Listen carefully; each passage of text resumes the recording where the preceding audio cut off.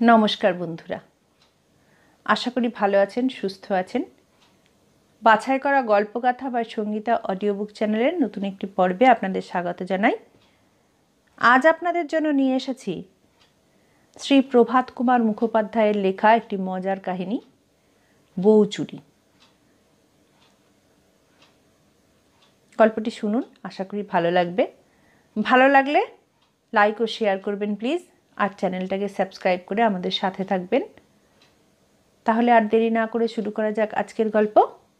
আজকের গল্প শ্রী প্রভাত কুমার মুখোপাধ্যায়ের লেখা বউ চুরি।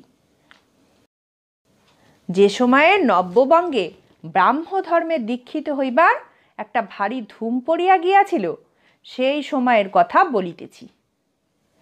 মহামায়া বর্ধমান জেলার একটি সুনিবিড় পল্লীগ্রাম। সুনিবিড় অর্থাৎ রেলওয়ে স্টেশন হইতে 20 মাইল এবং পোস্ট অফিস হইতে 5 মাইল দূরে অবস্থিত। গ্রামের মধ্যভাগে দেবী মহামায়ার একটি বিগ্রহ স্থাপিত আছে, সেই হইতে ইহার নামোৎপত্তি। এই ক্ষুদ্র গ্রামটির একটি ক্ষুদ্র জমিদার আছেন, তাহার নাম বিধুভূষণ বন্দ্যোপাধ্যায়। তাহার মধ্যম পুত্র অনাথশরণ বিয়ে পরীক্ষা দিয়া কয়েকদিন হইল বাড়ি আসিয়াছে। ছেলেটির বয়স 22 বৎসর হইবে। বেশে পারিপট্ট আছে, চেহারাটি মন্দ নহে, কিন্তু পিতা তাহার উপরে কয়েকটি কারণে অত্যন্ত চটা। প্রথমত, সে ব্রাহ্ম সমাজে যাতায়াত করিয়া থাকে বলিয়া সংবাদ পাওয়া গিয়াছে। দ্বিতীয়ত, গৃহে ষোড়শী স্ত্রী রহিয়াছে, কিন্তু সে তাহার সহিত দেখা সাক্ষাৎ পর্যন্ত করে না। তাহার কারণ কি জানো? সে বলে, যাহাকে আমি ভালোবাসিয়া বিবাহ করি নাই, সে আমার স্ত্রী নহে, ভগিনী। যদি জিজ্ঞাসা করো উহাকে বিবাহ করিলে কেন, সে বলিবে, যখন বিবাহ করিয়াছিলাম তখন আমার এ সমস্ত মতাদি ছিল না। বালিকার দশা কি হইবে জিজ্ঞাসা করিলে বলে, আমরা উভয়ে ব্রাহ্ম ধর্মে দীক্ষিত হইব, তাহার পর ব্রাহ্ম বিবাহের যে নূতন আইন বিধিবদ্ধ হইতেছে, সে আইন অনুসারে আমাদের বিবাহ বন্ধন ছিন্ন করিব। ও তখন ভালোবাসিয়া আর যাহাকে ইচ্ছা স্বামিত্বে বরণ করিতে পারবে। বিবাহের পর কলিকাতায় গিয়া অনাথশরণের একটি প্রাণের বন্ধু জুটিয়াছিল। তাহার নাম হেমন্ত কুমার সিংহ। সে দীক্ষিত ব্রাহ্ম। তাহার সহিত বন্ধুত্ব সূত্রপাতের অল্পকাল পরেই অনাথের মনে ধারণা জন্মিল যে সে হেমন্ত কুমারের দূরসম্পর্কীয়া ভগিনী নগেন্দ্রবালাকে ভালোবাসে। মনের এই চপলতায় প্রথমে অনাথ অত্যন্ত লজ্জিত ও অনুতপ্ত হইয়াছিল, কিন্তু হেমন্ত কুমার তাহাকে সান্ত্বনা দিল। সে বলিল, ভালোবাসা একটি ঐশ্বরিক শক্তির বিকাশ, কোনো অবস্থাতেই তাহাতে পাপ স্পর্শিতে পারে না। বিশেষত হেমন্ত কুমারের প্রবল বিশ্বাস, প্রেম সম্পর্ক বিহীন পূর্বরাগ বর্জিত বিবাহ বিবাহই নয়। অনাথ মন্দাকিনীকে ভালোবাসিয়া বিবাহ করে নাই, সুতরাং সে তাহার স্ত্রী নহে, ভগিনী। এই অদ্ভুত মত হেমন্তই অনাথের মস্তিষ্কে প্রবেশ করাইয়াছে। নগেন্দ্রবালাও যে অনাথের প্রতি প্রণয়শালিনী, ইহাও দুই বন্ধু অনুমান করিয়া লইয়াছে। এই বিবাহ হইলেই যথার্থ আদর্শ বিবাহ হয়, ইহাই হেমন্ত কুমারের মত। কিন্তু অনাথের তথাকথিত স্ত্রী বর্তমানে তাহা অসম্ভব। নগেন্দ্রবালার প্রতি প্রণয় ব্যক্ত করিবার অধিকার পর্যন্ত অনাথের নাই। হেমন্ত প্রায়ই বলিত, প্রাণে প্রাণে যোগ, আত্মায় আত্মায় মিলন, ইহাই ভালোবাসার চরম সফলতা। বিবাহ নাই হইল। কিন্তু নূতন ব্রাহ্ম বিবাহ আইন হইবার কথা উঠা পর্যন্ত তাহারা অন্য রূপ পরামর্শ করিয়াছে। মধ্যাহ্নকাল বিগত প্রায়। জ্যৈষ্ঠ মাসের আম পাকানো রৌদ্র বাহিরে ঝাঁঝা করিতেছে। অনাথশরণ বহির্বাটির কক্ষে ডেস্কের সম্মুখে চেয়ারে উপবিষ্ট। এই কক্ষটি তাহার নিজস্ব, এইখানেই রাত্রে শয়ন করে। ভিত্তিগাত্রে কয়েকখানি বিলিতি ছবির সঙ্গে একটি একতারা টাঙানো, প্রভাতে ও সায়াহ্নে এইটি বাজাইয়া সে ব্রহ্মসঙ্গীত করিয়া থাকে। গৃহসজ্জার মধ্যে একটি ক্লক, একটি আলমারি, একটি আলনা এবং শয়নের খাট ছাড়া কিছুই নাই। ডেস্কের ভিতর হইতে অনাথ হেমন্ত কুমারের একখানি সদ্য প্রাপ্ত চিঠি বাহির করিয়া পড়িতে আরম্ভ করিল। তাহার যেখানে যেখানে নগেন্দ্রবালার নাম ছিল সেখানে সেখানে চুম্বন করিল। চিঠি রাখিয়া চক্ষু মুদ্রিত করিয়া কি যেন ধ্যান করিতে লাগিল। ঠং ঠং করিয়া ঘড়িতে 2টা বাজিয়া গেল। অনাথ তখন ধীরে ধীরে চক্ষু খুলিয়া পত্রখানি খামে বন্ধ করিল, এক টুকরা কাগজ লইয়া ভাবিয়া চিন্তিয়া লিখিল, আজ রাত্রি 12টার পর সকলে নিদ্রিত হইলে তুমি একবার আমার ঘরে আসিও। লিখিয়া কাগজখানিকে পাকাইয়া গুটাইয়া ছোট করিল। পূর্বকথিত খামশুদ্ধ চিঠিখানি ডেস্কে বন্ধ করিয়া বাহির হইয়া গেল। অন্তঃপুরে প্রবেশ করিয়া দেখে অঙ্গন জনশূন্য। প্রথম কক্ষে তাহার বৌদিদি কয়েকজন সখীকে লইয়া তাস খেলিতেছেন। দ্বিতীয় কক্ষে প্রবেশ করিয়া দেখিল পালঙ্কের উপর জননী নিদ্রামগ্না। কুলুঙ্গির কাছে তাহার বালক ভ্রাতুষ্পুত্রটি দাঁড়াইয়া চুরি করিয়া কুল আচার ভক্ষণ করিতেছে। কাকাকে দেখিয়া সে অপ্রতিভ হইয়া হাসিয়া ফেলিল। কাকা তাহার প্রতি দিকপাত না করিয়া সে স্থান ত্যাগ করিয়া গেলেন। তৃতীয়টি পূজার ঘর। নারায়ণশিলা আছেন। মূর্তি বিদ্বেষ বশত ইদানিং অনাথশরণ এই কক্ষে প্রবেশ করিত না। বাহিরে দাঁড়াইয়া দেখিল তাহার স্ত্রী মন্দাকিনী মেঝের উপর বঁটি পাতিয়া বসিয়া তেঁতুল কাটিতেছে। দক্ষিণ হস্তের কাছে কলার পাতার উপর কতকটা কাটা তেঁতুল, বটির নিম্নে এক রাশি কাঁই বিচি ছড়ানো। মন্দাকিনীর ওষ্ঠাধর তাম্বুল রাগ রঞ্জিত, কপালে বিন্দু বিন্দু ঘর্ম, অঞ্চলাগ্র গলায় জড়ানো। মন্দা আপন মনে হেঁট হইয়া তেঁতুল কাটিতেছিল, স্বামীকে দেখিতে পায় নাই। অনাথ প্রায় 1 মিনিট কাল বিস্ময়াবিষ্ট হইয়া স্ত্রীর মুখপানে চাহিয়া রহিল। বিবাহের পর এই সে প্রথম মন্দাকে ভালো করিয়া দেখিতেছে। উঠানে আম গাছের শাখা হইতে একটা পাকা আম বাতাসে পড়িয়া গেল। সেই শব্দে মন্দা চমকিয়া বাহিরের পানে চাহিল, দেখিল বারান্দায় স্বামী দাঁড়াইয়া।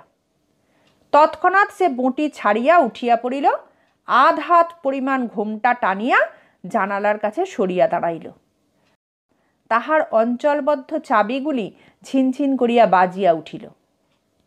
অনাথ মৃদু পদক্ষেপে ঘরে প্রবেশ করিল। মন্দাকিনীর পা লক্ষ্য করিয়া পাকানো কাগজখানি ছুঁড়িয়া দিয়া বাহির হইয়া গেল। সে চলিয়া গেলে মন্দা কাগজখানি কুড়াইয়া লইল। প্রথমত দুয়ারটা বন্ধ করিয়া দিল। জানালার কাছে আসিয়া কাগজখানি খুলিয়া পাঠ করিল। তাহার পর বাহিরে চাহিল। একটা আম গাছে কাঁচা পাকা অসংখ্য আম ধরিয়া রহিয়াছে। তাহার ভিতরে বসিয়া কোকিল ডাকিতেছে, অনেক দূরে ঘুঘু ডাকিতেছে। আবার কাগজখানি পড়িল। আবার আম গাছ পানে চাহিল। গাছের ফাঁকে আকাশ দেখা যাইতেছে। মন্দা কাগজখানি বুকে চাপিয়া ধরিল। গলবস্ত্র হইয়া নারায়ণশিলার সম্মুখে উপুর হইয়া পড়িয়া প্রণাম করিতে লাগিল। উঠিয়া আবার জানালার কাছে গিয়া কাগজখানি পাঠ করিল। আজ তাহার জীবনের কি দিন! বিবাহের পর এই প্রথম স্বামী তাহাকে সম্ভাষণ করিলেন। জ্বর গায়ে মন্দার বিবাহ হইয়াছিল, ফুলশয্যা হইতে পায় নাই। যে 3 দিন শ্বশুর বাড়িতে ছিল স্বামীর সহিত সাক্ষাৎ হয় নাই। তখন সে 13 বৎসরের। মাঝে একবার আসিয়া কয়েক মাস ছিল, তখন অনাথের নূতন মতাদি হইয়াছে। পরিজনবর্গের বহু আকিঞ্চন সত্ত্বেও অনাথ অন্তঃপুরে শয়ন করে নাই। এবার রাগ করিয়া তাহাকে কেহ বাটির ভিতর আনিবার চেষ্টা করে নাই। অনাথের মাতা প্রতিদিনই নবীনাগণকে এ বিষয়ে অনুরোধ করিতেন, কেহ কর্ণপাত করিত না। এতদিনে স্বামীর কি মনে পড়িয়াছে? মন্দার এ জীবনটা তবে কি বিফল হইবে না? তাহার আত্মীয়াগণের সখীদের স্বামীর ভালোবাসার কথা, সোহাগের কথা শুনিয়া শুনিয়া তাহার বুক ফাটিয়া যাইত। মনে হইত কি পাপ সে করিয়াছে, যাহার জন্য ঈশ্বর তাহাকে এমন করিয়া শাস্তি দিতেছেন। এইবার কি সেসব দুঃখ তবে দূর হইবে? হঠাৎ মন্দাকিনীর চিন্তাস্রোত বাধাপ্রাপ্ত হইল। অর্গলিত দুয়ারে বাহির হইতে কে গুম গুম করিয়া কিল মারিতেছে। ব্যস্ত হইয়া মন্দাকিনী দুয়ার খুলিয়া দিল। তাহার ছোট ননদ হরিমতি। হরিমতি বাল বিধবা। আজ 5 বৎসর হইল তাহার এ দশা ঘটিয়াছে। হরিমতি মন্দার অপেক্ষা 3 বৎসরের বড়, তবু দুইজনে খুব ভাব। দুইজনে সকল সুখ দুঃখের ভাগী। মন্দাকে দেখিয়া হরিমতি চমকিয়া বলিল, তোর কি হয়েছে লা?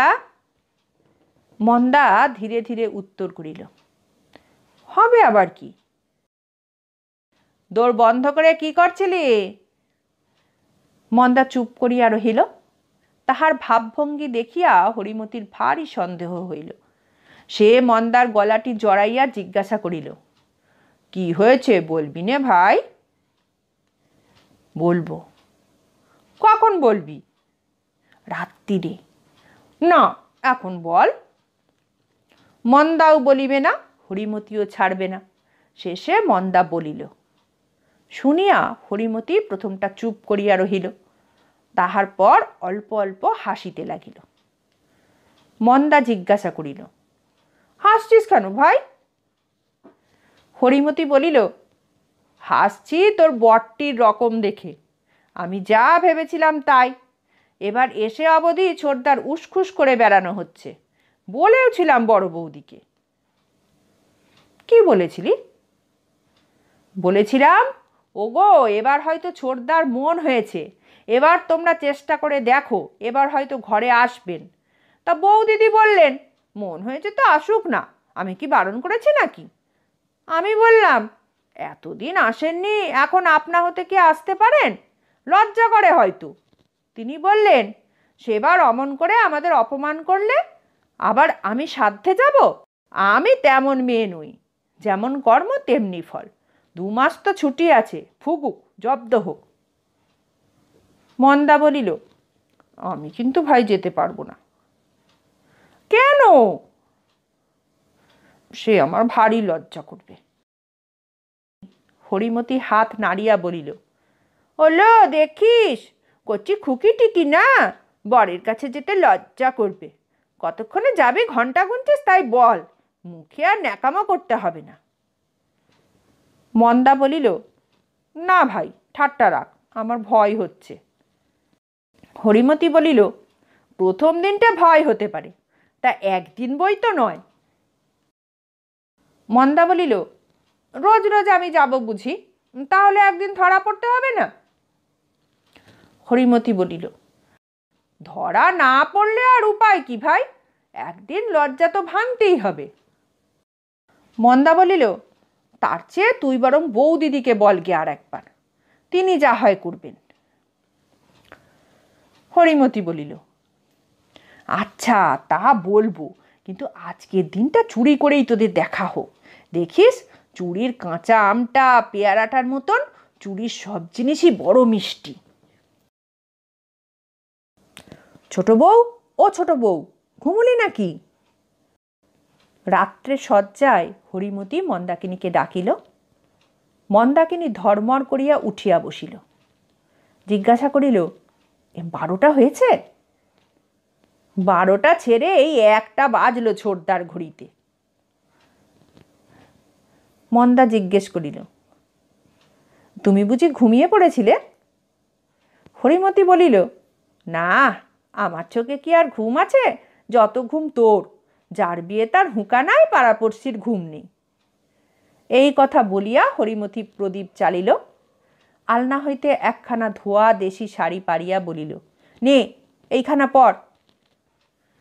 মন্দা বলিল, না ভাই, আর অততে কাজ নেই। হরিমতি বলিল, দূর ছুরি, এই ময়লা কাপড় পরে যাই বুঝি? বলিয়া মন্দার আঁচল ধরিয়া টান দিল। তখন মন্দা হরিমতির আদেশ পালন করিতে পথ পাইল না। কাপড় পরা হইলে হরিমতি বলিল, বল, এগিয়ে দিয়ে আসতে হবে নাকি? মন্দাকে নিয়ে একটা প্রচলিত দেশীয় ঠাট্টা করিতে যাইতেছিল, কিন্তু সামলাইয়া লইল, কারণ এ সময় হরিমতিকে রাগানো সুবুদ্ধির কর্ম হইবে না। সুতরাং বলিল, নইলে আমি বউ মানুষ একলা যাব নাকি? দুইজনে দুয়ার খুলিয়া বারান্দায় বাহির হইল। নিস্তব্ধ জ্যোৎস্না রাত্রি। মন্দাকিনীর পায়ে মল ছিল, ঝমঝম করিতে লাগিল। হরিমতি সে শব্দে চমকিয়া বলিল, মরণ, মল চারগাছা খুলিসনি? ভাবে বিভোর হয়েছিস যে। মন্দাকিনী মল খুলিয়া বালিশের নিচে রাখিয়া আসিল। তারপর দুইজনে বৈঠকখানা অভিমুখে চলিল। কাছাকাছি পর্যন্ত গিয়া হরিমতি মন্দাকিনীর কানে কানে বলিয়া দিল, দৌড় ভেজিয়ে রাখবো, আস্তে আস্তে সাবধানে আসিস এখন, বলিয়া সে ফিরিয়া গেল। মন্দা ধীরে ধীরে সিঁড়ি চারিটি ভাঙিয়া স্বামীর ঘরের বারান্দায় উঠিল। দুয়ারের ফাঁক দিয়া দেখিল আলো জ্বলিতেছে। প্রবেশ করিতে তাহার অত্যন্ত ভয় হইতে লাগিল। বুকটি দূর দূর করিতে লাগিল। পা আর ওঠে না। শেষে সাহসে ভর করিয়া দুয়ারটি নিঃশব্দে খুলিয়া প্রবেশ করিল। দেখিল মাথার শিয়রে বাতি জ্বালিয়া স্বামী নিদ্রা যাইতেছেন। পিছু ফিরিয়া দুয়ার বন্ধ করিয়া মন্দাকিনী খিল দিল, বাতিটা নিবাইয়া দিল। ঘরে জ্যোৎস্না প্রবেশ করিয়াছিল, এখন তাহা যেন হাসিয়া উঠিল। স্বামীর বিছানায় স্বামীর মুখে জ্যোৎস্না পড়িয়াছে। মন্দা দাঁড়াইয়া অনেকক্ষণ সেই সুপ্ত মুখখানি দেখিল। ভাবিল, ইনি আমার স্বামী? আমার স্বামী তো বড় সুন্দর। এইরূপে 1 মিনিট অতিবাহিত হইল। মন্দা মনে মনে বলিল, বেশ মানুষ তো, লোককে ডেকে এনে নিজে দিব্যি করে নিদ্রা যাইতেছে। কি করিবে কিয়ৎক্ষণ ভাবিল, শেষে স্থির করিল, কখনো তো পদসেবা করিতে পাই নাই, এই প্রথম সুযোগ ছাড়ি কেন। তখন সে সন্তর্পণে স্বামীর পদতলে উপবেশন করিয়া পায়ে হাত বুলাইতে লাগিল। আরামে অনাথশরণের নিদ্রা গভীরতর হইল। জানালা দিয়া মিঠা মিঠা দক্ষিণা বাতাস আসিতেছে। এইভাবে কিয়ৎকাল, প্রায় আধ ঘণ্টা কাটিলে মন্দা স্বামীর পায়ের কাছে শুইয়া ঘুমাইয়া পড়িল। 2টা বাজিবা মাত্র অনাথের নিদ্রা ভঙ্গ হইল। চেতনা প্রাপ্তির প্রথম কয়েক মুহূর্ত অনুভব করিল। তাহার মন যেন কিসের প্রতীক্ষায় ব্যাপৃত রহিয়াছে। ক্রমে স্মরণ হইল আজ মন্দাকিনীকে আসিতে বলিয়াছে। যতক্ষণ জাগিয়াছিল তাহারই প্রতীক্ষা করিতেছিল। যখন 12:30 হইয়া গেল, তখন মন্দাকিনী আসিবে না বুঝিয়া শয়ন করিয়াছে। এই ভাবিতে ভাবিতে পার্শ্ব পরিবর্তন করিল। অমনি তাহার পা মন্দাকিনীর গায়ে ঠেকিল। কোমল স্পর্শে অনাথ বিস্মিত হইয়া উঠিয়া বসিল। দেখিল মন্দাকিনী ঘুমাইতেছে। জ্যোৎস্না তখন সরিয়া গিয়াছে। মন্দাকিনীর মুখখানির উপর পড়িয়াছে। সেই আলোকে অনাথ সুপ্তিমগ্না নবযৌবনা পত্নীকে দেখিতে লাগিল। বড় সুন্দর বলিয়া মনে হইল। ঠোঁট দুখানি একবার কাঁপিয়া উঠিতেছে। মন্দা বুঝি তখনও স্বপ্ন দেখিতেছিল। স্ত্রীর মুখপানে চাহিয়া অনাথ ভাবিতে লাগিল, এ বড় সুন্দর তো, এ যেন নগেন্দ্রবালার চেয়েও সুন্দর। 2-3 মিনিট এইভাবে কাটিলে অনাথ সহসা মুখ ফিরাইয়া লইল। চক্ষু বুজিয়া অস্ফুট স্বরে বলিল, হে ঈশ্বর, আমার হৃদয়ে বল দাও। চন্দ্রালোক হৃদয়ে দুর্বলতা আনয়ন করে ভাবিয়া অনাথ তাড়াতাড়ি বাতিটা জ্বালিয়া ফেলিল। কেরোসিনের তীব্র আলোকে মনে হইল বুঝি স্বপ্ন জরিমা ভাঙিয়া গিয়াছে। মন্দাকিনীর পায়ে হাত দিয়া তাহাকে জাগাইল। মন্দা উঠিয়া অত্যন্ত সংকুচিত হইয়া পড়িল। কাপড় চোপড়গুলা কিছুতেই যেন আর বাগ মানে না। অনেক চেষ্টার পর রীতিমতো ঘোমটা দিয়া অনাথের পানে একবার আর চোখে চাহিয়া মুখ নত করিয়া বসিল। অনাথ ডাকিল, মন্দাকিনী। মন্দা নিমেষমাত্র কাল ঘোমটার ভিতর হইতে অনাথের পানে দৃষ্টিপাত করিয়া আবার চক্ষু নামাইল। মন্দাকিনী, আজ তোমায় কেন ডেকেছি জানো? মন্দা ঘাড় নাড়িয়া বলিল সে জানে না। অনাথ বলিল, তবে শোনো, আমার সঙ্গে তোমায় কলকাতায় যেতে হবে, যাবে? মন্দা উত্তর করিল না। অনাথ বলিল, যাবে কি? অতি মৃদুস্বরে মন্দা বলিল, আমাকে যেইখানে নিয়ে যাবে সেইখানে যাব। আমার বাপ মার অমতে অজান্তে যেতে পারবে? মন্দা কোনো উত্তর করে না। অনাথ বলিল, কথা কও, এখন লজ্জার সময় নয়, যেতে পারবে? বলো। মন্দা বলিল, মা বাপের অজান্তে কেন? তাঁদের অনুমতি নাও না, এখন তো সকলেই বিদেশে স্ত্রী নিয়ে যাচ্ছে। অনাথ বলিল, সে প্রস্তাব আমি হারু কাকাকে দিয়ে করিয়েছিলাম, বাবার মত নেই, বলেছেন ওর এখন মতিগতি স্থিরতা কি, নিজে যে চুলোয় ইচ্ছে হয় সেই চুলোয় যাক, বাড়ির বউটাকে যে জুতো মোজা পরিয়ে ব্রাহ্ম সমাজে নিয়ে যাবে সে আমি বেঁচে থাকতে দেখতে পারবো না। মন্দা জিজ্ঞাসা করিল, তুমি আমায় ব্রাহ্ম সমাজে নিয়ে যাবে সত্যি কি? অনাথ বলিল, আমরা দুজনে পবিত্র ব্রাহ্ম ধর্মে দীক্ষিত হব। মন্দাকিনী প্রমাদ গণিল, স্বামী কি রহস্য করিতেছেন? বলিল, আমি ঠাকুর দেবতা মানি, কি করে ব্রহ্মজ্ঞানী হব? অনাথ রীতিমতো গাম্ভীর্যের সহিত বলিল, ও সকল বিশ্বাস তোমায় পরিত্যাগ করতে হবে, ও সব ভুল। আমি কি করে এক ঈশ্বরে বিশ্বাস করি? মন্দা বলিল, তুমি লেখাপড়া শিখেছ, আমার কি বুদ্ধি আছে? অনাথ বলিল, তোমাকে লেখাপড়া শেখাবো, কলকাতায় গিয়ে সমস্ত বন্দোবস্ত করে দেব, মেয়েদের স্কুলে ভর্তি করে দেব। মন্দাকিনী ঘাড় নাড়িয়া বলিল, লেখাপড়া যদি শিখতে হয় তবে আমি তোমার কাছে শিখব, বুড়ো বয়সে আমি স্কুলে যেতে পারবো না। অনাথ কিয়ৎক্ষণ চুপ করিয়া থাকিয়া বলিল, তুমি ভুল বুঝছ, আমরা দুজনে একত্রে এক বাড়িতে থাকবো না তো। মন্দাকিনী বিস্মিত স্বরে জিজ্ঞাসা করিল, তবে আমি কোথায় থাকব? অনাথ বলিল, সেই স্কুলেই, সেইখানে মেয়েরা পড়ে থাকে, রীতিমতো সকল বন্দোবস্ত আছে। মন্দা স্থির স্বরে বলিল, তবে আমি যাব না। অনাথ দেখিল যেখানে রোগ সেখানে চিকিৎসা হইতেছে না, সকল কথা খুলিয়া বলা আবশ্যক।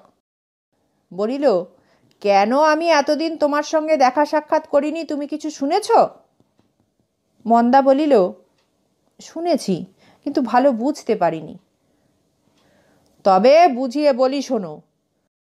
প্রথমত, আমাদের বিবাহ ভালোবাসার বিবাহ নয়।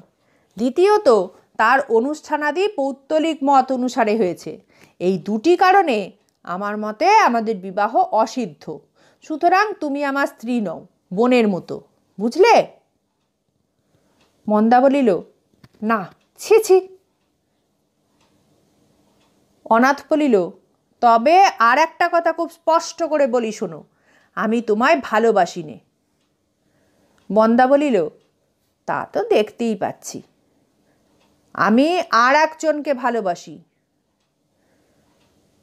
তবে আমায় কলকাতায় নিয়ে কি করবে?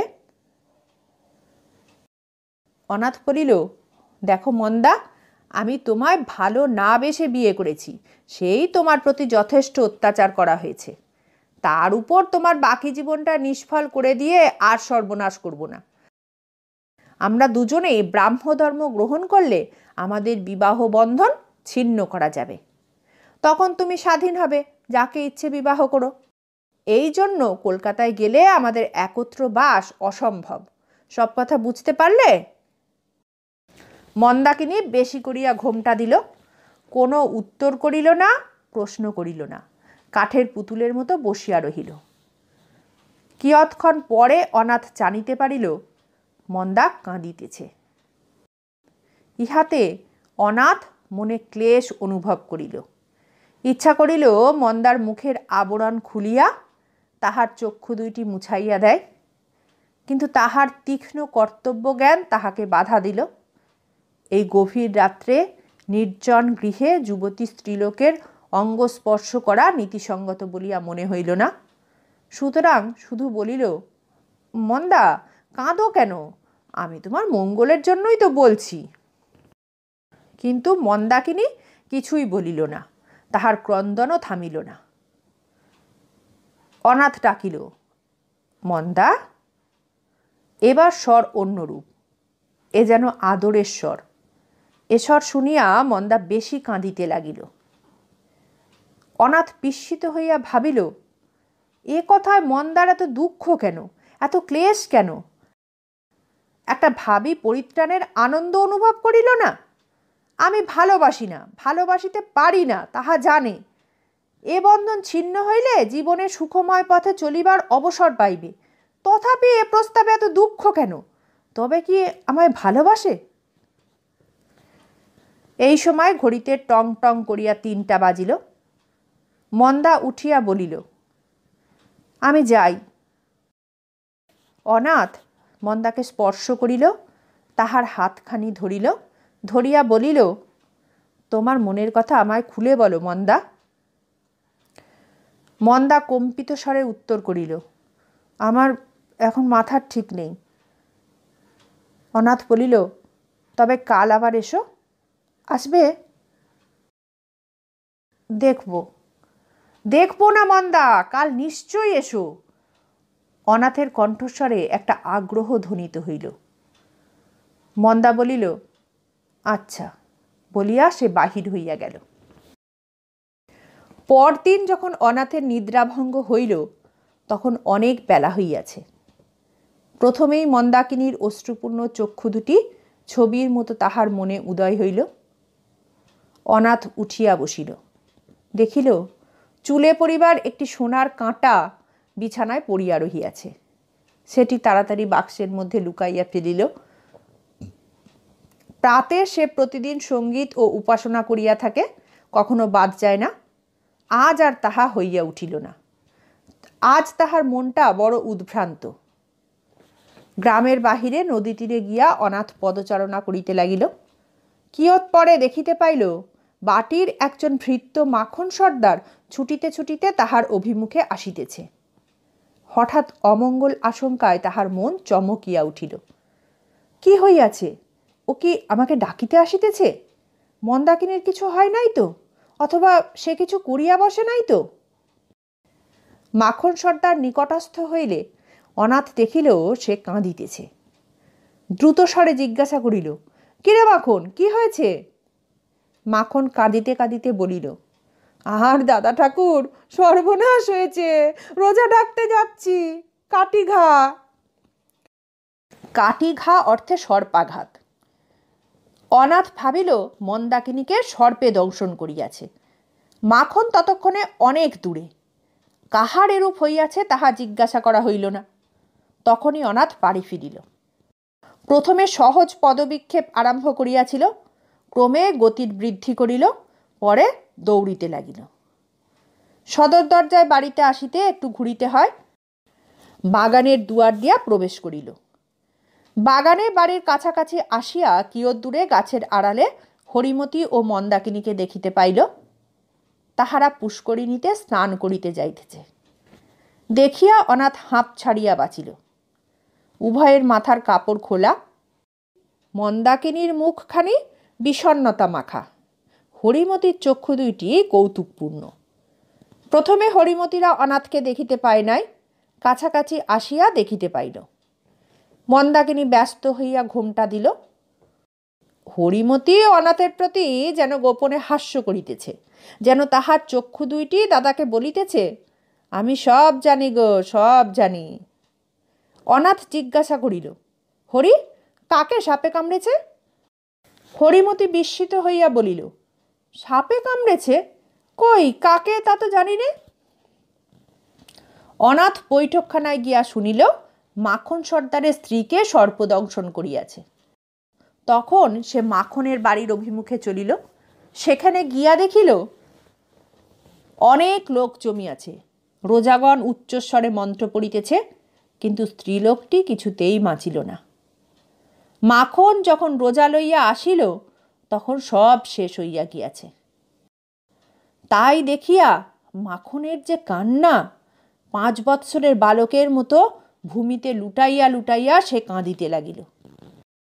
অনেকে সেই শোকাবহ দৃশ্য সহ্য করিতে পারিল না। হাই হাই করিতে করিতে সে স্থান পরিত্যাগ করিয়া গেল। অনাথও চক্ষু মুছিতে মুছিতে বাড়ি ফিরিল। অবাক হইয়া ভাবিতে লাগিল, একজন কৃষকের অশিক্ষিত অমার্জিত হৃদয়ে এত ভালোবাসা। ইচ্ছা করিল হেমন্ত কুমারকে আনিয়া একবার এ দৃশ্য দেখায়। সে সর্বদা বলিয়া থাকে, পূর্বরাগ বর্জিত মন্ত্রপড়া বিবাহে ভালোবাসা কিছুতেই জন্মিতে পারে না, তাহা একেবারেই অসম্ভব। বাড়ি পৌঁছিয়া দেখিল হেমন্ত কুমারের একখানি পত্র আসিয়াছে।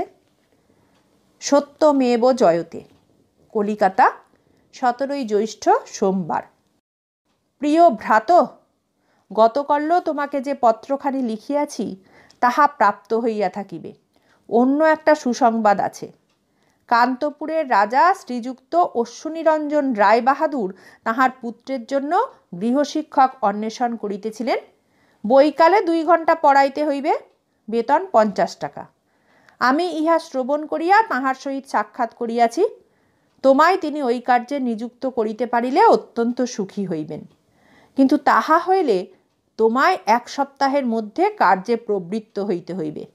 অতএব তুমি পত্র পাঠ মাত্র পূর্ব পরামর্শ মতো শ্রীমতী মন্দাকিনীকে সমবিবাহারে লইয়া চলিয়া আইসো। তোমার উত্তর পাইলেই বালিকা বিদ্যালয়ে তাহার জন্য সমস্ত বন্দোবস্ত করিয়া রাখিব। আমার সহিত দেখা হইলে নগেন্দ্রবালা তোমার কথা জিজ্ঞাসা করেন। তোমার প্রতি তাহার প্রেম যে উত্তরোত্তর বৃদ্ধি পাইতেছে তাহাতে সন্দেহ নাই। ভগিনী মন্দাকিনীকে লইয়া আসা সম্বন্ধে তুমি কিছুমাত্র দ্বিধা বা শঙ্কা করিও না। যদি বাধাপ্রাপ্ত হও তো স্মরণ করিও, পৃথিবীতে অধিকাংশ শুভকার্য সম্পাদনেই বাধা অতিক্রম করিতে হইয়াছিল। ঈশা স্বীয় প্রিয় ধর্ম প্রচার করিবার জন্য আপনার প্রাণ পর্যন্ত দিতে কুণ্ঠিত হয় নাই। সর্বমঙ্গল বিধাতা তোমার সহায় হউন। ভবদীয় শ্রী হেমন্ত কুমার সিংহ। অনাথ হেমন্ত কুমারের পত্রের কোনো উত্তর দিল না। মন্দাকিনীর অশ্রুমাখা মুখখানি কেবল তাহার মনে পড়িতে লাগিল। সে যে সম্মত নয়, সে যে ভারী দুঃখিত। কি করিয়া তাহাকে কলিকাতায় লইয়া যাইবে? অদ্য প্রভাতে মাখন সর্দারের ব্যাপার দেখিয়া তাহার মত ও বিশ্বাসে একটু আঘাত লাগিয়াছে। হয়তো মন্দাকিনী তাহাকে ভালোবাসে, তাই বিবাহ বন্ধন ছিন্ন করিবার প্রস্তাবে সে অত দুখাতুর।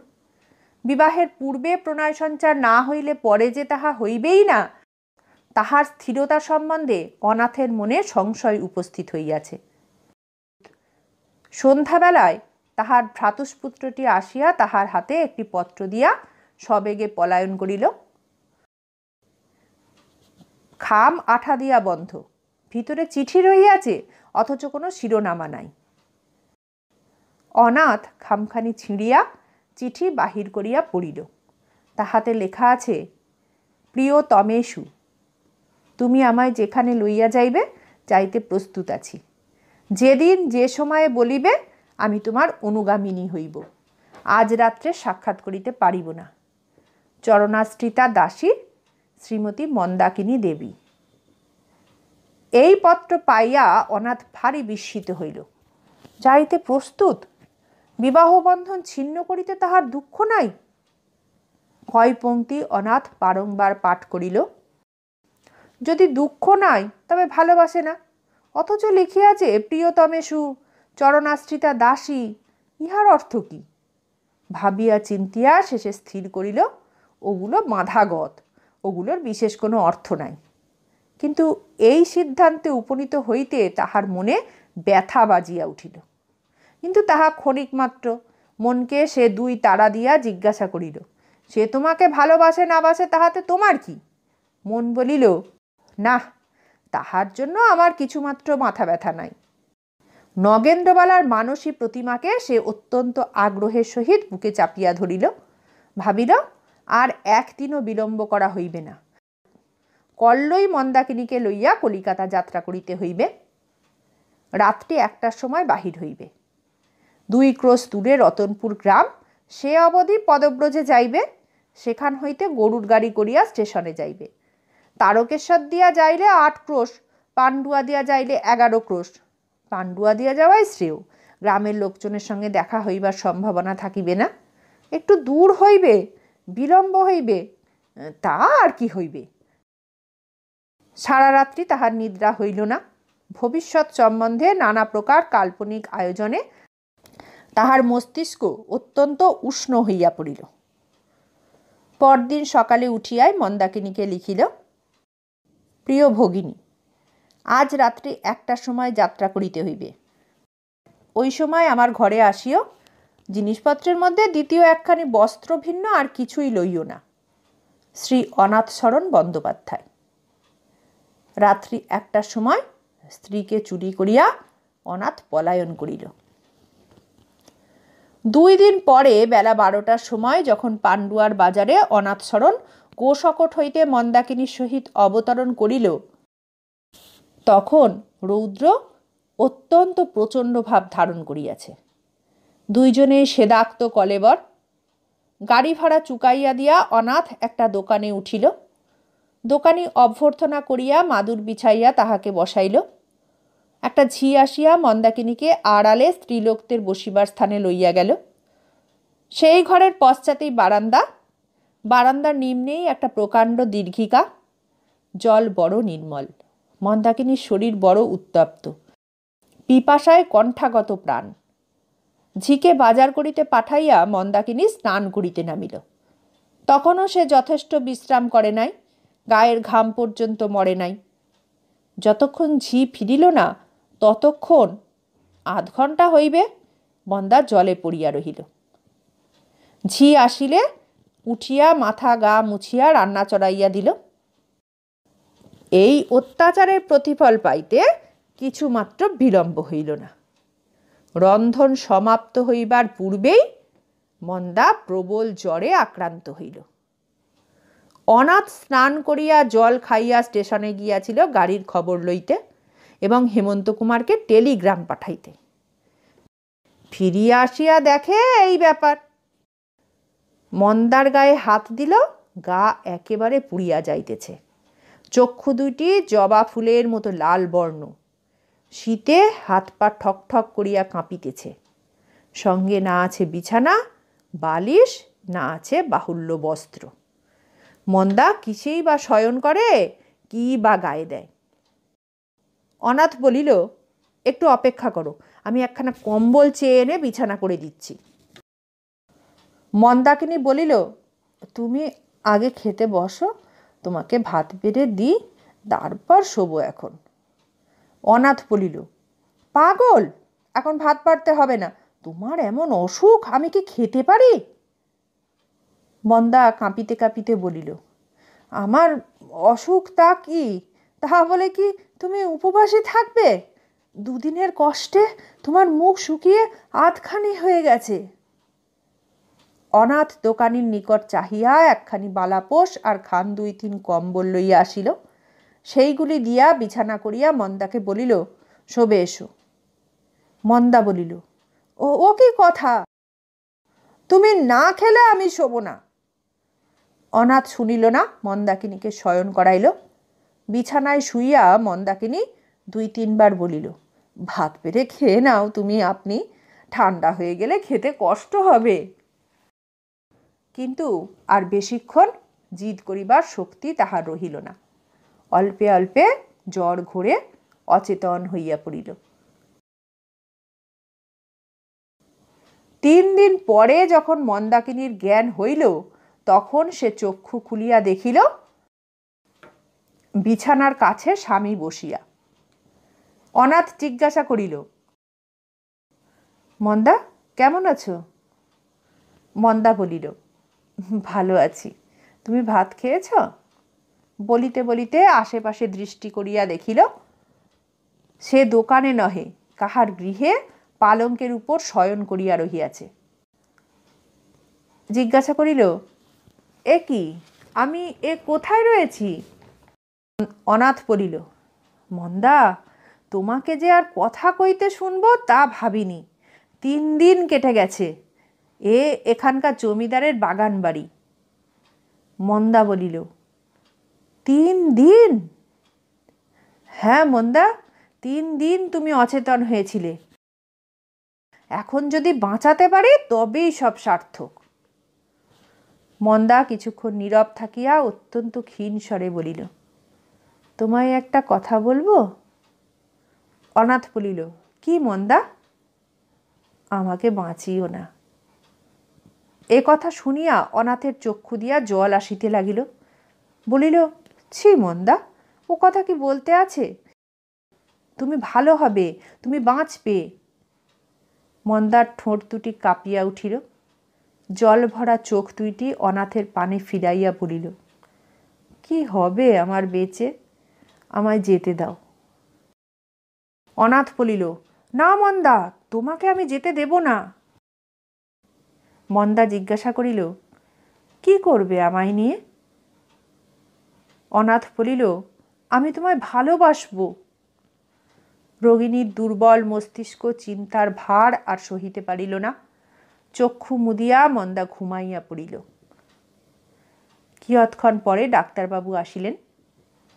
অনাথ সহাস্য মুখে তাহাকে নমস্কার করিয়া বলিল, দুপুরবেলাকার ওষুধটায় বেশ ফল হয়েছে, জ্ঞান হয়েছে। এই কিছুক্ষণ আগে কথাবার্তা কয়েছেন।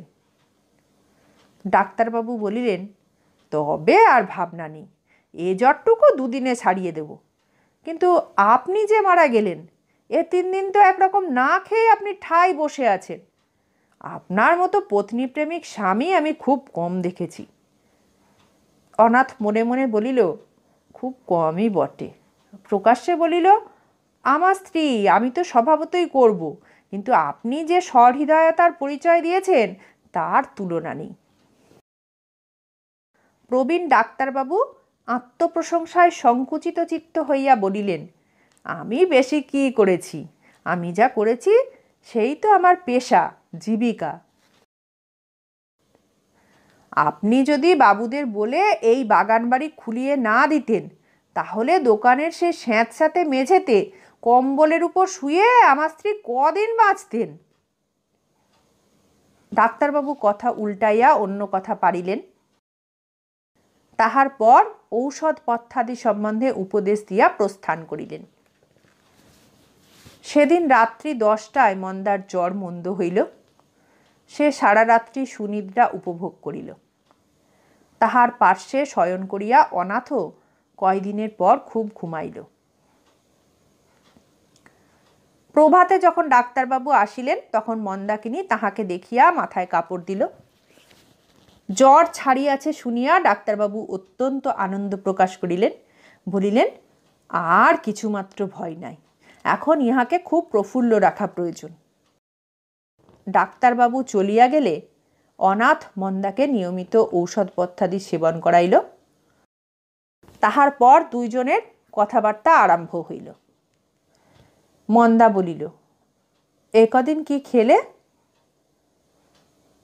অনাথ বলিল, ডাক্তারবাবুদের বাড়ি থেকে ভাত আসত। তবে চেহারা এমন হয়ে গেল কেন? একেবারে শুকিয়ে যে আধখানি হয়ে গেছ। আমি তোমার যত কষ্টের মূল, আমার জন্য কেন এত করলে? অনাথ মৃদু হাসিয়া বলিল, যদি আমার ব্যারাম হয় তাহলে তুমি আমার জন্য করতে না? মন্দা বিছানার দিকে চাহিয়া আস্তে আস্তে বলিল, আর ব্যারামের প্রার্থনায় কাজ নেই। অনাথ মন্দার একখানি হাত ধরিয়া আদর করিয়া বলিল, প্রার্থনা নাই করলাম, হলে করতে কি না। মন্দা বলিল, করি না তো কি? অনাথ বলিল, কেন? অশ্রুরুদ্ধ কণ্ঠে মন্দা বলিল, তুমি যে আমার স্বামী। অনাথ মন্দার হাতখানি চাপিয়া বলিল, তুমি যে আমার স্ত্রী। মন্দা সস্মিত মুখে জিজ্ঞাসা করিল, কবে থেকে? অনাথ বলিল, যেদিন তোমায় ভালোবেসেছি। মন্দাকিনী কিয়ৎক্ষণ চুপ করিয়া রহিল, শেষে বলিল, তুমি না ব্রাহ্ম? তুমি না মিছে কথা বলো না? অনাথ বলিল, আমি ব্রাহ্ম, আমি মিছে কথা বলি নে, আমি তোমায় ভালোবাসি। মন্দাকিনী বলিল, তবে সেদিন বললে ভালোবাসবো? অনাথ নিরুত্তর, বলিল, তুমি তো আমায় ভালোবাসো না। মন্দা জিজ্ঞাসা করিল, কিসে জানলে? অনাথ বলিল, তুমি তো আমাদের বিবাহ বন্ধন ছিন্ন হতে দিতে সম্মত হয়েছিলে, তাই তো কলকাতায় যাচ্ছিলে। মন্দা হাসিয়া বলিল, তাই বুঝি? কি তবে? আমি বুঝি আসতে চেয়েছিলাম, ঠাকুরজি তো আমাকে পাঠালে। অনাথ বলিল, তার ভারী ইচ্ছে তোমার আরেকটি বিয়ে হয়। মন্দা বলিল, হ্যাঁ, পাত্রও ঠিক করে দিয়েছিল। অনাথ বলিল, কে? যমরাজা। অনাথ হাসিতে লাগিল। মন্দা বলিল, ঠাকুরজি বলেছিল, তোকে যেমন দাদা বাড়ি থেকে চুরি করে নিয়ে যাচ্ছে, তুই তেমনি পথে তার মন ডাকাতি করবি, না যদি পারিস তবে। অনাথ বাধা দিয়া বলিল, তবে ওই বিয়ের বন্দোবস্ত তা ডাকাতেই করেছ বটে, এদিকে অন্য বিয়ের জোগাড় যন্ত্রটিও বেশ করে তুলেছিলে। মন্দা বলিল, কিন্তু সে ভালোবাসার বিয়ে হচ্ছিল না, তাই ব্যাঘাত হলো। আচ্ছা, কখন আমি তোমার মনে ডাকাতিটা করেছি শুনতে পাইনি? অনাথ বলিল, সেসব পরে বলবো। মন্দা বলিল, কখন করেছি সেইটি বলো না। অনাথ বলিল, কখন? যেদিন আমার বিছানার পাড়তলায় শুয়ে ঘুমুচ্ছিলে তখন আরম্ভ করেছ আর কি, তারপর সারা পথে। চাণক্য পণ্ডিত বুধগণের প্রতি উপদেশ দিয়েছেন, ভীতকুম্ভ সমা নারী এবং তপ্তাঙ্গার সম পুরুষকে একত্র স্থাপন করিবে না, করিলে বিপদ ঘটিতে পারে। সেই নরনারী যদি স্বামী স্ত্রী হয় এবং তাহাদের বয়স যদি তরুণ হয়, তাহা হইলে আর কি রক্ষা আছে? মন্দা অল্প হাসিতে হাসিতে বলিল, পথে কেন তবে আত্মসমর্পণ করনি? অনাথ কিছু না বলিয়া স্ত্রীর মুখের পানে চাহিয়া রহিল। মন্দা মৃদুস্বরে বলিল, নগেন্দ্রবালা? আমার স্বামীকে নগেন্দ্রবালা নেবে? নগেন্দ্রবালার বড় সাধ্যি। চলো একবার কলকাতায়, তাকে আমি দেখব। অনাথ বলিল, কলকাতায় তো যাব না, পশ্চিম যাব, তোমার শরীর সারাতে। মন্দা কথা যেন কানে তুলিল না, জিজ্ঞাসা করিল, সত্যি সে তোমায় ভালোবাসে? তাহলে তার তো ভারী দুঃখ হবে। অনাথ বলিল, সে আমায় ভালোবাসে কিনা সেই জানে, আর ঈশ্বর জানেন। মন্দা বলে, বলেনি? জিজ্ঞাসা করনি? অনাথ বলে, তার সঙ্গে কখনো এ কথা হয়নি। মন্দা বলে, তুমি ভালোবাসতে তা সে জানে? অনাথ বলে, কি করে জানবে? মন্দা অভিমান ভরে বলিল, সে না জানুক, তুমি তো বাসতে। অনাথ বলিল, কই আর বাসতাম? তাহলে তুমি এত শীঘ্র এত সম্পূর্ণভাবে আমাকে জয় করলে কি করে? এই ঘটনায় প্রমাণ হয়ে গেল আমি যথার্থ ভালোবাসতাম না, শুধু চোখের ভালোবাসা ছিল, অন্তরে প্রবেশ করেনি। তার বিদ্যা, তার বুদ্ধি, তার আচার ব্যবহারের সৌন্দর্য, এই সমস্ত আমাকে মুগ্ধ করেছিল। 2 দিন পরে মন্দা পথ্য পাইল। 2টি দিন দুইজনে বাগান বাড়িতে বড়ই আনন্দে যাপন করিল। আজ সন্ধ্যায় ডাক্তারবাবুদের বাড়ি নিমন্ত্রণ খাইয়া কল্ল প্রভাতের গাড়িতে তাহারা মুঙ্গের যাত্রা করিবে। সমস্ত ঠিকঠাক। সন্ধ্যার পর ডাক্তারবাবুর বৈঠকখানায় বসিয়া অনাথ হেমন্ত কুমারের নিকট হইতে এই পত্র পাইল। ব্রহ্ম কৃপাহি কেবলং। কলিকাতা, 25শে জ্যৈষ্ঠ, মঙ্গলবার। প্রিয় ভ্রাত, ভগিনী মন্দাকিনীর অসুস্থতার সংবাদে অত্যন্ত দুঃখিত হইলাম। ঈশ্বর শীঘ্র তাহার আরোগ্য বিধান করুন। আজ তোমায় একটি দারুণ দুঃসংবাদ দিব, প্রস্তুত হও। তুমি বলিয়াছিলে তোমার দৃঢ় বিশ্বাস নগেন্দ্রবালা তোমাকে ভালোবাসেন। আমারও বিশ্বাস তাহাই ছিল, কিন্তু কল্য সন্ধ্যাকালে আমার সে ধারণা চূর্ণ হইয়াছে। শুনিলাম শরতের সঙ্গে নগেন্দ্রবালার বিবাহ স্থির। আরও শুনিলাম 2 বৎসর হইতে তাহারা পরস্পরের প্রণয়ে আবদ্ধ।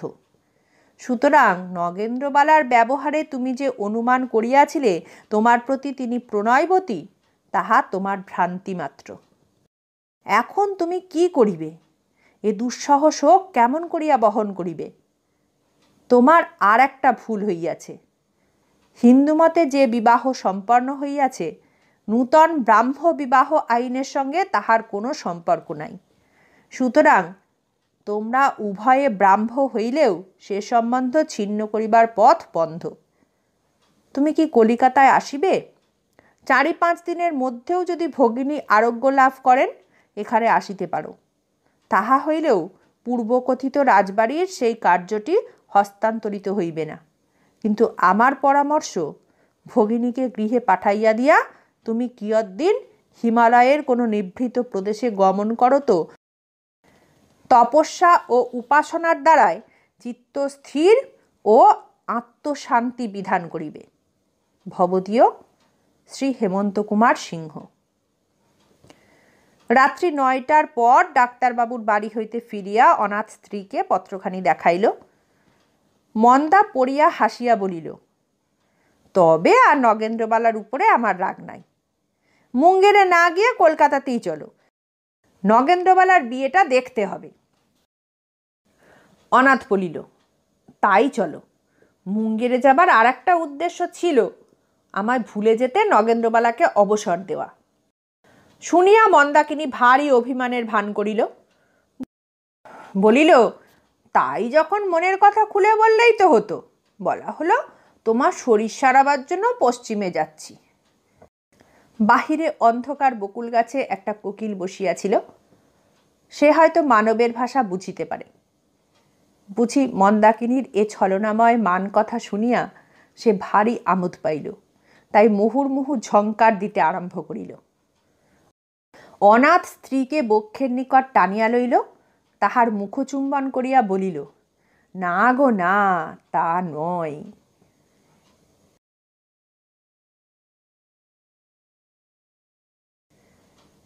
শেষ হলো আজকের গল্প।